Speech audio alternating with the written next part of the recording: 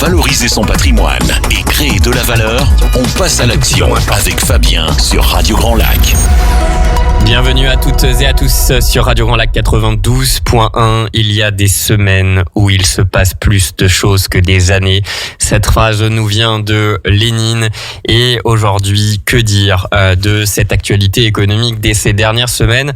Donc aujourd'hui, nous allons aborder un thème, les barrières douanières aux États-Unis. Quels impacts sur votre épargne?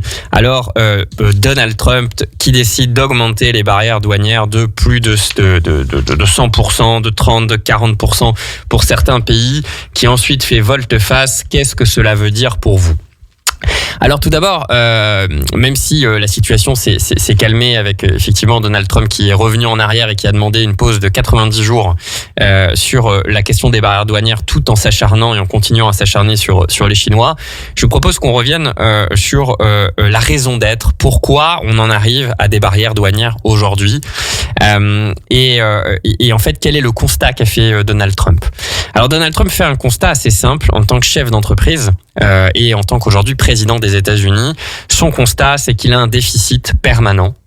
C'est-à-dire que pour toutes les auditrices et auditeurs qui nous écoutent, à la fin de chaque année, à la fin de chaque mois, les États-Unis d'Amérique dépensent beaucoup plus par leurs subventions, par leurs investissements, qu'ils ne récoltent d'argent.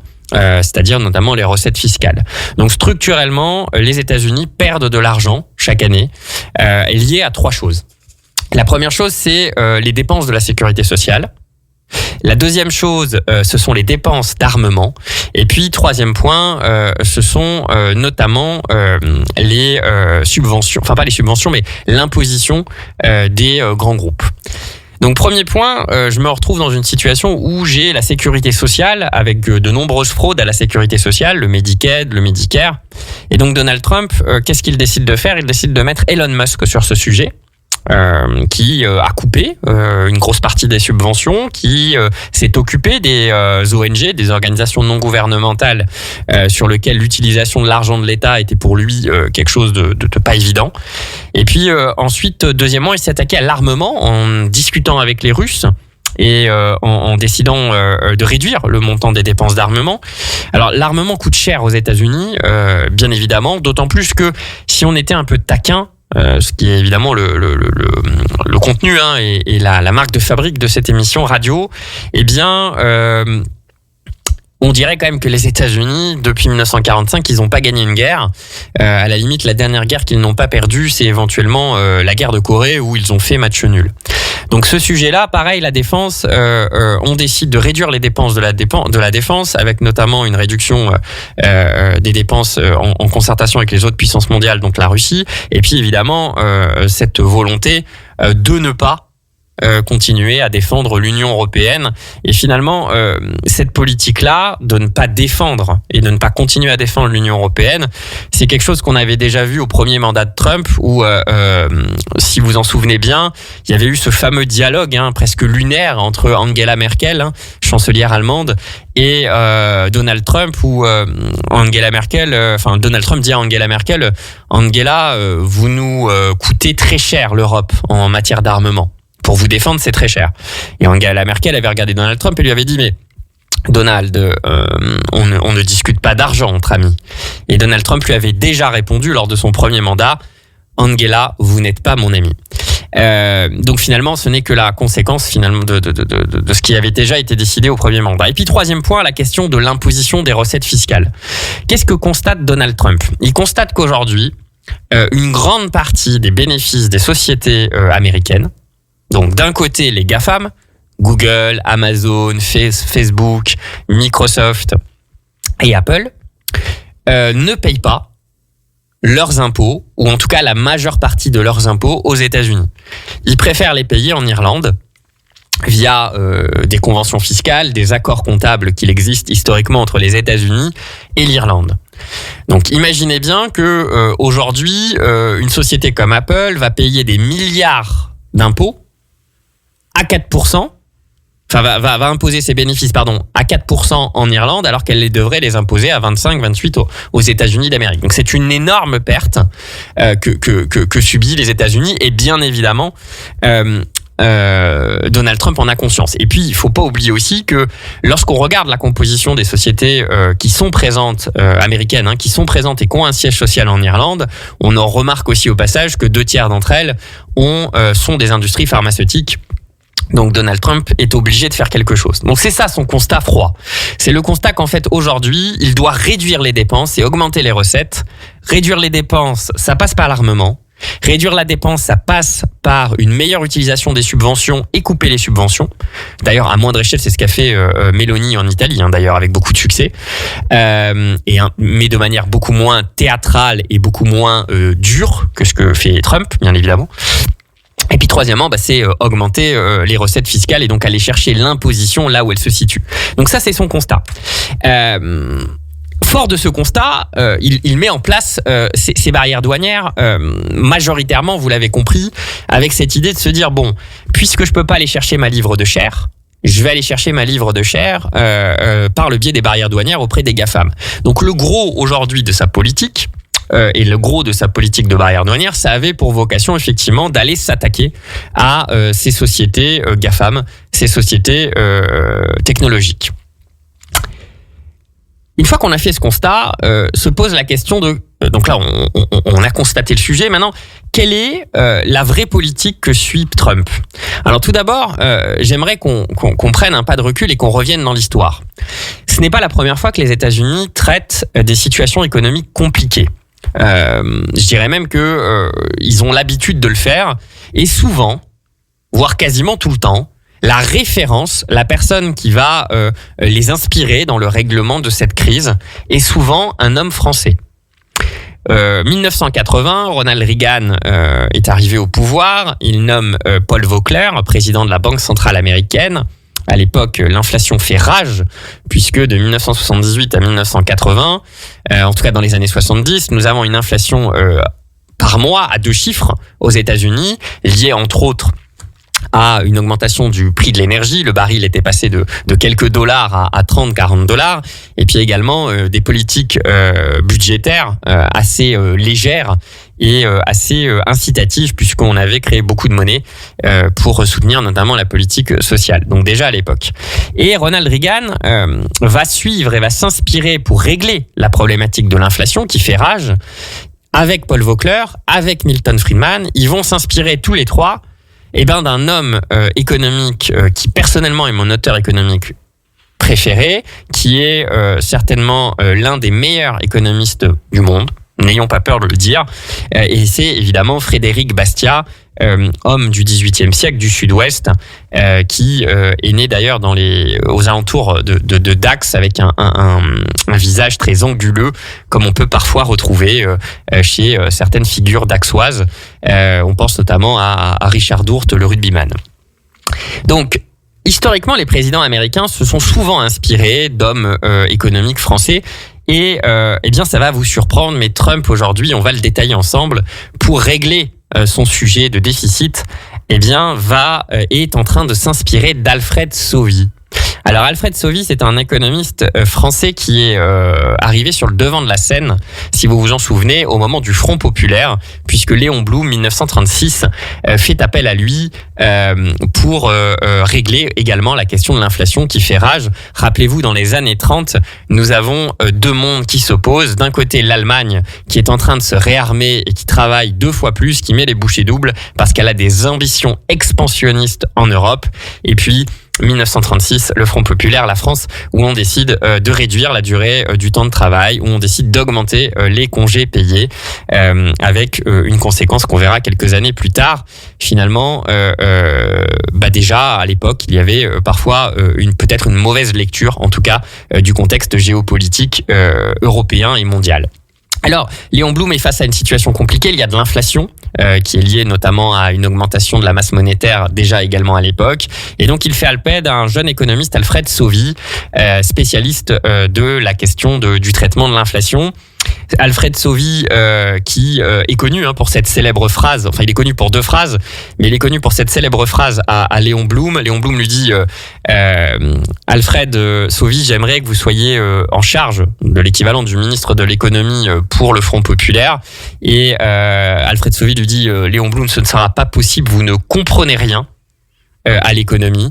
Et Léon Blum lui répondra, je cite, et encore une fois, ce ne sont que des paroles rapportées, alors pour l'occasion par Alfred Sauvy, il répondra, Léon Blum répondra à Alfred Sauvy, mais c'est normal que je ne comprenne rien à l'économie parce que je suis de gauche. Voilà. Bon, cette parole appartient évidemment à Alfred Sauvy. Alfred Sauvy qu'on reverra apparaître dans les années 70, puisqu'il publiera en 1976 L'économie du diable, son livre de référence. Alfred Sauvy étant un économiste, un sociologue qui aura raison sur un certain nombre de sujets très en avance.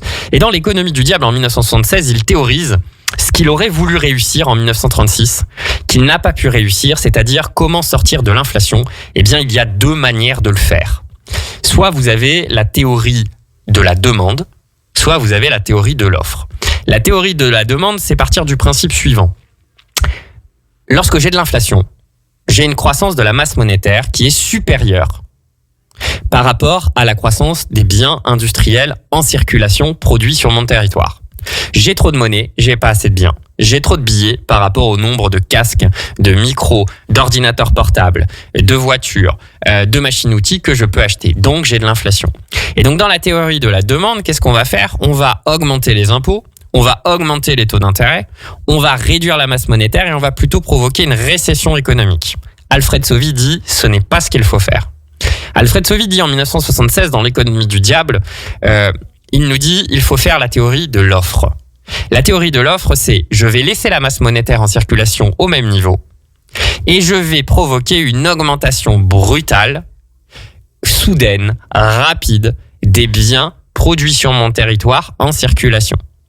Il va y avoir tellement de biens qui vont être produits, tellement de casquettes, tellement d'enceintes, tellement de t-shirts, de savons, que finalement le prix ne pourra que baisser. Et donc, Donald Trump, ce qu'il est en train de faire derrière ces barrières douanières, et ça va vous surprendre, eh bien, c'est finalement d'appliquer cette politique d'Alfred Sauvy, homme qui est plutôt caractérisé comme un homme de gauche, même si lui-même se considérerait certainement plutôt comme quelqu'un de neutre et de libéral. Mais il applique donc cette politique d'Alfred Sauvy. Pourquoi l'applique-t-il-t-elle ? Eh bien, il l'applique parce que si vous reprenez son constat, il doit augmenter ses recettes fiscales. Et comment augmenter ces recettes fiscales ? L'idée, c'est de ne pas plus imposer toutes les sociétés.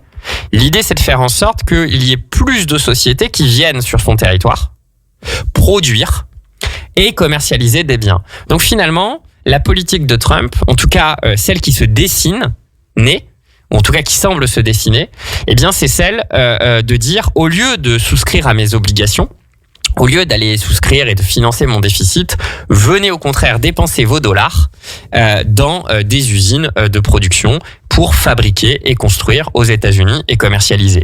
C'est ça la stratégie qui est derrière les barrières douanières et qui a été pendant un moment mal comprise et qui a provoqué entre autres cette panique sur les marchés.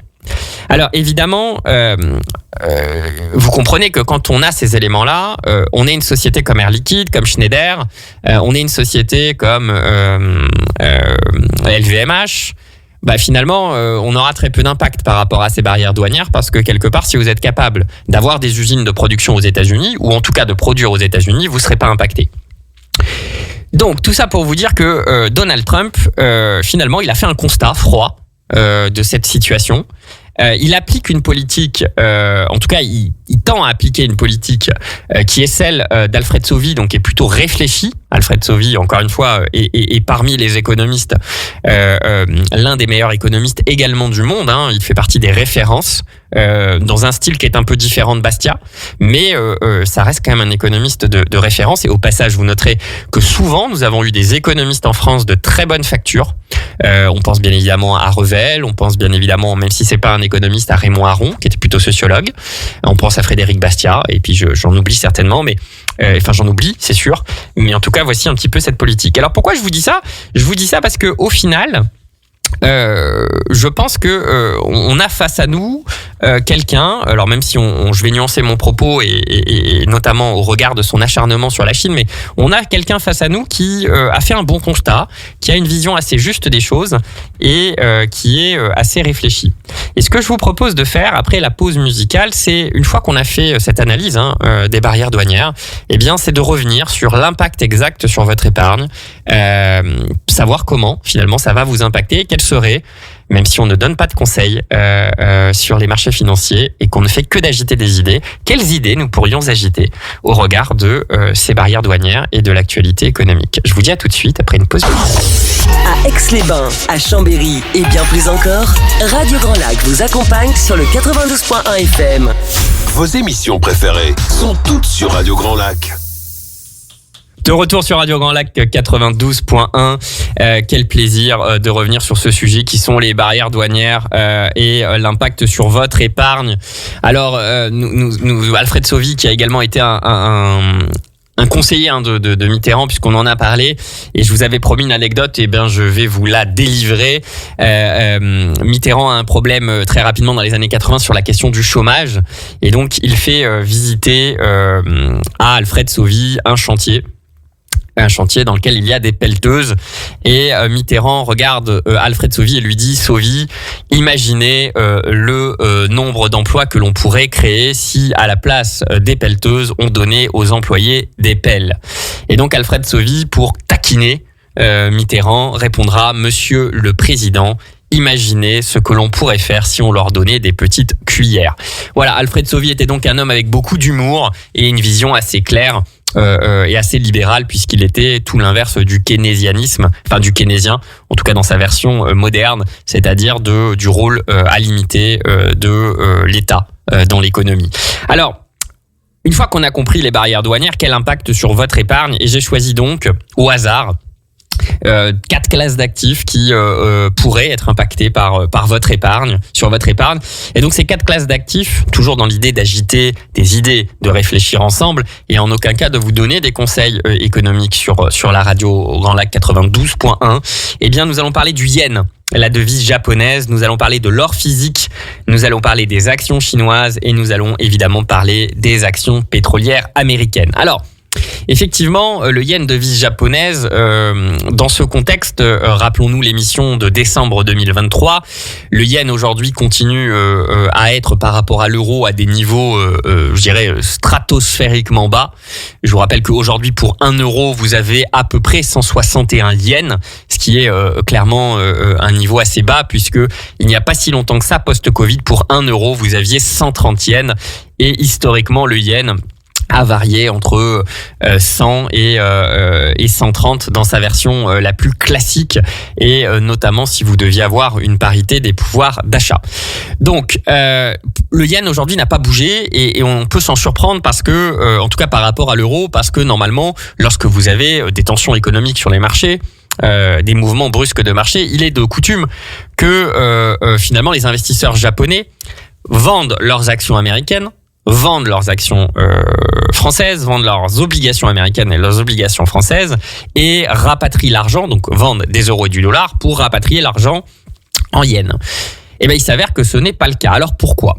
Alors tout d'abord, rappelons que d'un point de vue parité des pouvoirs d'achat, donc si j'applique la théorie économique qui dit que le prix du Big Mac devrait être le même en absolu partout dans le monde, puisque quelque part j'utilise les mêmes denrées pour fabriquer un Big Mac au Japon, en France ou en Suisse ou aux États-Unis ou en Floride, et que finalement je peux me les procurer partout. D'après cette théorie économique, on est toujours à un niveau du yen visé qui devrait être aux alentours de 130-110. Et pourtant, ça n'a pas bougé. Alors tout d'abord, laissez-moi vous dire que cela a bougé par rapport au dollar.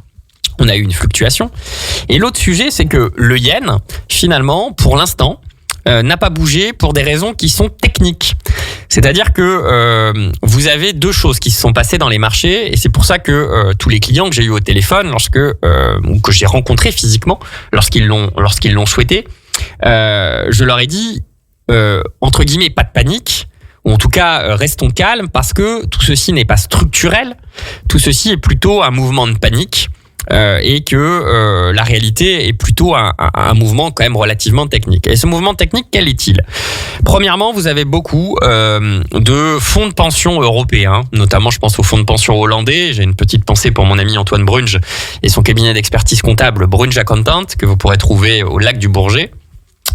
Eh bien, les fonds de pension néerlandais, norvégiens, ont eu une crise de confiance vis-à-vis du dollar et vis-à-vis des sociétés américaines, et ont décidé de vendre leurs actions américaines. Bon, pas forcément le bon moment, mais soit-il, ils l'ont fait pour derrière rapatrier l'argent en euros. Donc ça, c'est le premier point. Vous avez eu un mouvement qui est arrivé en euros, donc vous avez une grosse quantité d'euros qui est rentrée. Le deuxième point, c'est que vous avez eu finalement un certain nombre de contrats à effet levier qui sont débouclés. Je m'explique. Beaucoup de gens aujourd'hui, d'une manière assez juste, considèrent que l'euro est une monnaie qui va se déprécier. Donc ils ont emprunté 1 million d'euros. Si vous empruntez 1 million d'euros dans une monnaie qui va se déprécier, que vous empruntez ça par exemple sur 5 ans, ça veut dire qu'en valeur absolue, quand vous allez rembourser le capital, en considérant que c'est un remboursement in fine, eh bien finalement en valeur absolue, peut-être que dans 5 ans, votre million d'euros, ce que vous aurez à rembourser, c'est pas 1 million, c'est 800, c'est 700, c'est 600 000, parce que la monnaie sera dépréciée. Donc c'est plutôt une bonne idée. Alors attention, à faire uniquement pour des professionnels et pour des institutionnels. Votre serviteur par exemple ne le fait pas, donc je vous déconseille de le faire à la maison, comme on dit sur YouTube. Ont emprunté 1 million d'euros, donc dans une devise qui va se déprécier, pour acheter des GAFAM, pour 1 million d'euros. Donc prenons l'exemple de Microsoft. Jusqu'ici, tout va bien. La banque qui arrange cette opération est une banque classique, une banque américaine, une banque française. Je ne vais pas donner de nom à la radio, mais n'importe qui peut le faire. La condition de ce prêt, c'est-à-dire la condition que la banque vous prête 1 million d'euros pour acheter du Microsoft, du Google, du Amazon, du Facebook, c'est qu'en fait, à tout moment, vous soyez capable d'avoir un taux de couverture suffisant pour la banque. Donc, dans notre exemple ici, qui est à simplifier, vous empruntez 1 million d'euros. La condition, c'est qu'il y ait au moins une contre-valeur d'1 million d'euros dans la société que vous avez achetée. Bon. Entre-temps, qu'est-ce qui se passe ? Il se passe que vous avez DeepSeek, donc la société dans l'intelligence artificielle chinoise qui apparaît.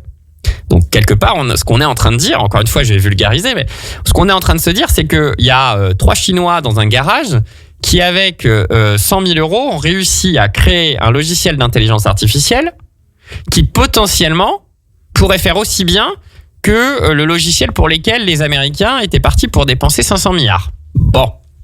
Ça met un froid, notamment sur la capacité de Microsoft et de ses GAFAM à être rentables sur le long terme. Et ensuite vient le moment des barrières douanières, où ce qu'on est en train de dire, c'est que en gros, la marge d'Apple, de Microsoft, qui jusqu'ici était peut-être de 75% ou 60%, n'allait plus être de 60%, mais de 40% ou de 35%. La différence entre les deux, c'est le taux d'imposition des profits. Donc forcément, ça amène à se poser la question de la capacité de ces sociétés-là à continuer à générer de la richesse dans le futur. Donc que se passe le marché ? Le marché pénalise. Et donc vous avez une vente massive de sociétés comme Microsoft, Apple, Amazon, etc. Et votre million d'euros de Microsoft ne vaut plus 1 million, mais 850 000 euros.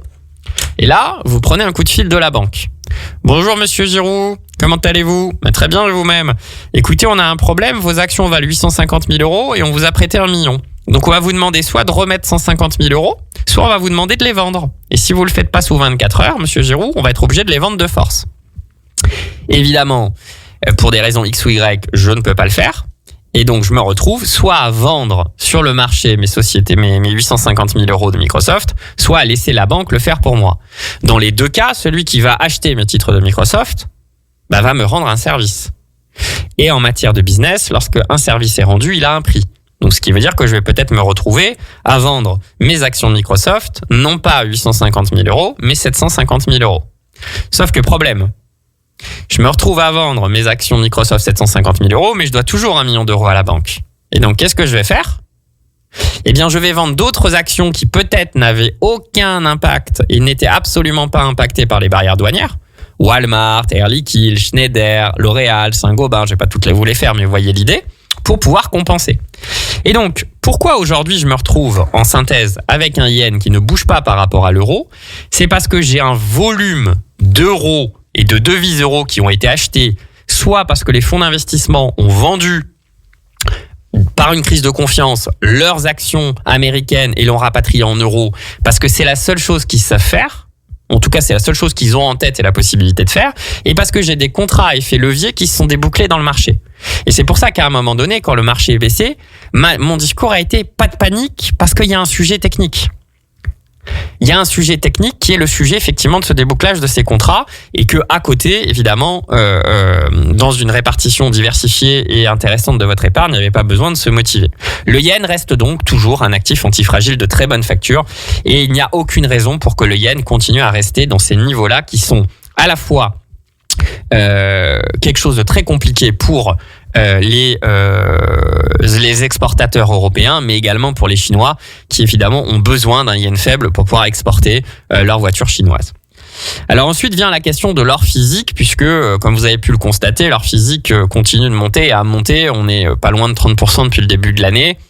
Alors l'or physique ne monte jamais.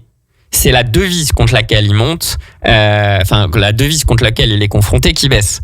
Rappelez-vous cette phrase de John Pierpont Morgan, qui est un des meilleurs banquiers et un des banquiers les plus phares du 20e et du 21e siècle, qui disait l'or c'est de la monnaie, tout le reste c'est du crédit, puisque l'or n'est pas n'est au passif de personne.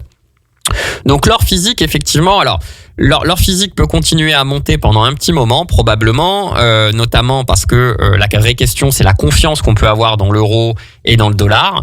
La confiance dans l'euro, à partir du moment où on continue de baisser les taux d'intérêt et qu'on a un pays qui a un niveau d'endettement, en tout cas, surtout la France, qui a un niveau d'endettement qui est assez fort, eh bien, peut se poser la question de la réalité de cette monnaie par rapport à une réalité économique.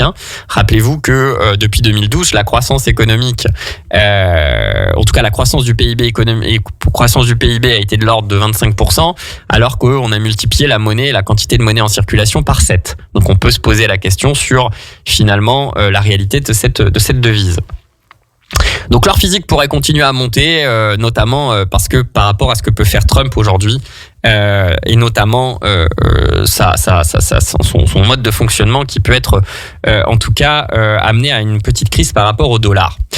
Les deux derniers sujets sont les actions chinoises et les actions pétrolières. Alors, s'il fallait vraiment retenir quelque chose de ces barrières douanières, c'est que finalement, au final, plus que jamais, la croissance va se faire en Asie du Sud-Est. La croissance va se faire dans le cercle de Valérie Pieris, qui est le nom d'une géographe texane qui a eu la bonne idée de l'inventer. Le cercle de Valérie Pieris, rappelez-vous, c'est je mets mon doigt sur Hong Kong et je regarde 2000 km à droite, 2000 km à gauche, 2000 km en bas et 2000 km en haut. Et dans cette zone est en train de se faire 50% de la croissance, 50% du PIB mondial, 50% du chiffre d'affaires des sociétés du monde. Et c'est là qu'on a la croissance démographique la plus forte. Ces barrières douanières ont révélé à tout le monde qu'aujourd'hui, les États-Unis ne représentent que entre 10 et 15% des exportations totales des Chinois et qu'au final, ils en ont pas vraiment besoin. Et qu'à la limite, j'ai envie de dire, ils s'en foutent, ils vont plutôt intensifier leur commerce entre l'Inde, la Chine et la Russie. Et ça tombe bien parce que ils ont construit Belt and Road, qui est une route terrestre qui permet de développer l'empire chinois. Un empire, c'est quoi ? C'est une forte démographie et c'est surtout des routes.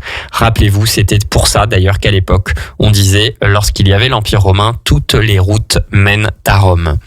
Donc les sociétés chinoises, elles ont montré leur force. Elles ont également montré leur force parce qu'aujourd'hui, quand Donald Trump s'acharne sur la Chine, et c'est d'ailleurs un de ses points de vigilance, on peut s'interroger sur pourquoi il s'acharne sur la Chine. Dans la mesure où, quelque part, la Chine aujourd'hui, c'est tous ceux qui produisent les robinets, tous ceux qui produisent les tuyaux, tous ceux qui produisent la gestion, les éléments nécessaires à la gestion des fluides, décisifs pour l'industrie. La Chine, c'est là où, dans le pays où par sa diaspora, vous avez la majorité des ingénieurs spécialisés en mathématiques qui sont décisifs pour l'industrie. Et puis, la dernière raison qui fait que la Chine et l'Asie du Sud-Est est certainement la zone dans laquelle vous avez la plus grosse croissance, et je vous invite à réécouter mon émission sur pourquoi les marchés financiers chinois vont-ils monter, ou les marchés financiers chinois vont-ils monter, qui date de quelques semaines. Et bien finalement, les Chinois ils nous ont aussi montré, lorsqu'ils ont fait plier Trump, que comme ils détiennent une grosse partie des obligations d'État américaines, eh bien ils peuvent vendre ces obligations sur le marché et finalement un peu à la manière de Liz Truss qui s'était fait sortir lorsqu'elle était la première ministre du Royaume-Uni, contrôler relativement la politique extérieure américaine. Donc au final, s'il faut retenir quelque chose de ces barrières douanières, s'il fallait vraiment retenir quelque chose, c'est que plus que jamais, l'Asie du Sud-Est est la zone dans laquelle il y a une croissance économique forte pour plein de raisons pour les raisons que je vous ai évoquées, pour les raisons que désormais on a une zone qu'on pousse presque à l'autarcie. C'est un peu le message de Trump. Il les pousse à l'autarcie alors même que vous avez, j'ai envie de dire, non pas un carré magique comme l'équipe de France à l'Euro 84, mais vous avez un triangle magique entre la Russie, qui a une démographie faible, mais qui a un accès illimité aux ressources, l'Inde, qui a une démographie élevée et des besoins structurels d'investissement. Comment se fait-il qu'il n'y a toujours pas de ligne aérienne entre New Delhi et Beijing? Et la Chine, qui a une démographie faible, mais qui est un pays structurellement avec un excédent d'épargne, notamment 2000 milliards de dollars qui attendent dans des banques à Hong Kong, prêts à être déployés dans cette zone-là. Donc cette zone-là, c'est écrit. Évidemment, on ne sait pas quand, mais c'est écrit qu'elle va boomer, qu'elle va se développer et qu'elle va avancer. Donc c'est l'une des éléments les plus forts. Et ce qu'il faut comprendre, c'est que quelque part, si on juge froidement la politique de Trump, et encore une fois, il n'est pas question de dire s'il a raison ou s'il a tort, mais en tout cas, il fait un diagnostic qui est juste. Après, la forme, la manière, le fond, c'est autre chose, mais il fait un diagnostic qui est juste. C'était presque un sans faute de sa part dans son diagnostic et dans son analyse. En revanche, sa volonté de s'acharner sur les Chinois, de ne pas respecter, entre guillemets, son adversaire et d'en faire un ennemi. Voilà, pour ceux qui connaissent un peu la Chine, il y a un chiffre qu'il ne faut pas prononcer en Chine, c'est le chiffre 4, puisque c'est le chiffre de la mort. Donc si vous insistez comme il insiste sur les barrières douanières en mettant 154, 104, 84, eh bien finalement c'est une provocation qui était peut-être inutile. Et donc ce qu'on est en train d'assister, c'est à une volonté, en tout cas ces barrières douanières, la conséquence voulue ou non voulue, c'est qu'elle va amener la Chine à se développer encore plus et à mettre encore plus ses forces sur l'Asie du Sud-Est avec tous les éléments qu'on a vus. Et pour conclure tout ça, la dernière classe d'actifs qui effectivement a été impacté par les barrières douanières, mais à tort, c'est les sociétés pétrolières américaines. Alors pourquoi américaines? Parce qu'en fait aujourd'hui, les principales sociétés pétrolières sont américaines. Vous prenez Exxon, quasiment 500 milliards de capitalisation boursière, Chevron, 250 milliards, ConocoPhillips, une centaine de milliards. C'est là où vous avez le cœur de l'énergie fossile du monde, qui, rappelons-le, représente toujours, malgré des milliards d'investissements dans le développement durable, l'énergie fossile représente toujours en 2025 80% de l'énergie mondiale. Alors, ces sociétés pétrolières, elles sont pénalisées aujourd'hui parce que, on pense qu'il va y avoir une récession aux États-Unis. Pas évident. Quand je regarde les réserves stratégiques de pétrole en Chine, qui sont à zéro. Quand je regarde les réserves stratégiques de Russie, qui sont à zéro. Quand je regarde les réserves stratégiques américaines, qui sont également à zéro en matière de pétrole, parce qu'elles ont été déployées et utilisées pour notamment favoriser une élection de Kamala Harris. Difficile d'élire quelqu'un quand le prix du pétrole explose. Je me dis que c'est pas évident. C'est pas évident, qu'on va avoir une récession aux États-Unis. Franchement, je sais pas.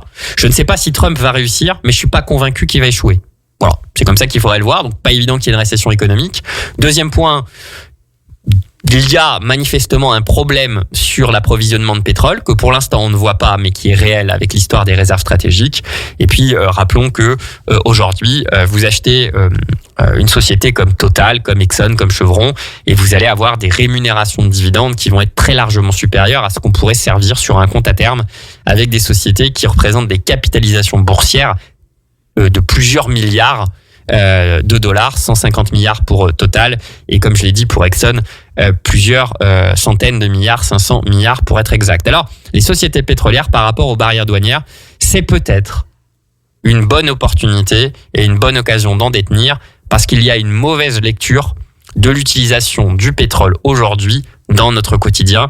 Et rappelez-vous cette célèbre phrase d'un économiste: La croissance, c'est de l'énergie transformée. Si on n'a pas d'énergie, on n'a pas de croissance.